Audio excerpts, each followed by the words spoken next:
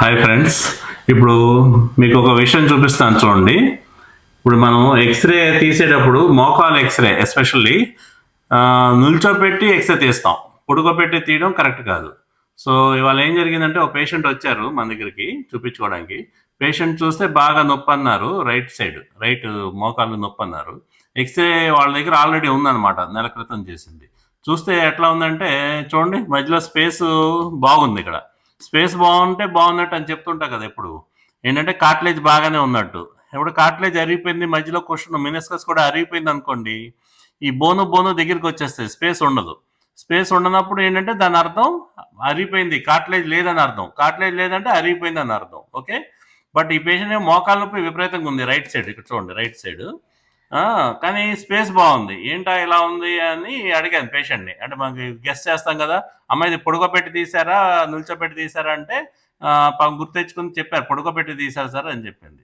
చెప్తే నేనేమన్నాను, అమ్మ పొడుకోపెట్టి తీస్తే మనకు కరెక్ట్గా తెలియదు, బరువు పడదు కదా మోకాల మీద, బరువు పడదు కదా, వెయిట్ పడదు కదా. సో అందుకని స్పేస్ బాగానే ఉన్నట్టు ఉంటుంది, గ్యాప్.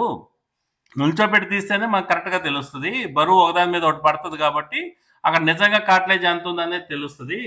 సో అదనమాట విషయం. అనుకుని ఏమనుకోకుండా కొంచెం ఎక్స్రే తీయించుతానమ్మా మళ్ళీ సెకండ్ టైం, అది ఇప్పుడు తీద్దాము అని చెప్పాను. చెప్పి కన్విన్స్ చేశాను. అంటే వాళ్ళు ఒక్కోసారి ఎక్స్రే ఎందుకు అనవసరంగా ఉంది కదా అనుకుంటారు కదా. సో అందుకని వాళ్ళకి కారణం చెప్పాను అనమాట. ఇలా కారణం చెప్పి మళ్ళీ ఎక్స్రే తీశాను.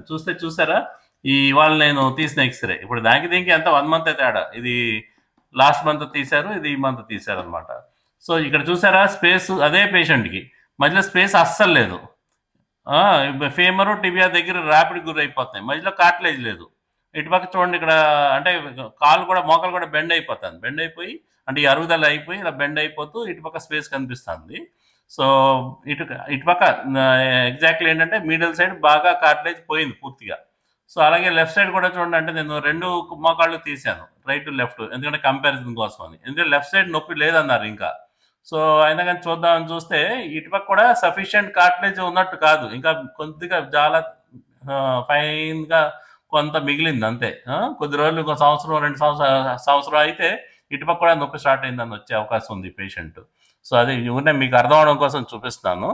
సో నిల్చోపెట్టి తీసిన దానికి రియల్ కార్టిలేజ్ ఎంత ఉంది, రియల్ కార్టిలేజ్ థిక్నెస్ ఎంత ఉంది, లోపల కార్టిలేజ్ ఉందా లేదా, ఇలాంటివన్నీ కరెక్ట్గా తెలుస్తాయి. పొడుకోబెట్టి తీస్తే ఇలాగ అంత నార్మలే ఉన్నట్టు ఉంటుంది.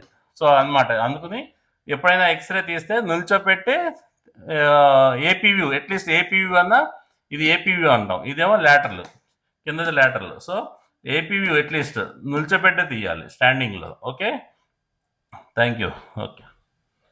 తర్వాత ఇంకోటి, ఎక్స్రేలో కూడా స్టాండింగ్ అని రాయడం బెటర్. ఇంకా మెన్షన్ చేయలేదు, నేను మార్కర్తో రాస్తాను. స్టాండింగ్ అని రాయడం బెటర్. ఓకే, అప్పుడు ఎప్పటికీ గుర్తుంటుంది నిల్చోబెట్టి తీసిన ఎక్స్రే, ఎవరు చూసినా కానీ, వేరే కన్సల్టెంట్ చూసినా కానీ. ఓకే, థ్యాంక్ యూ అండి.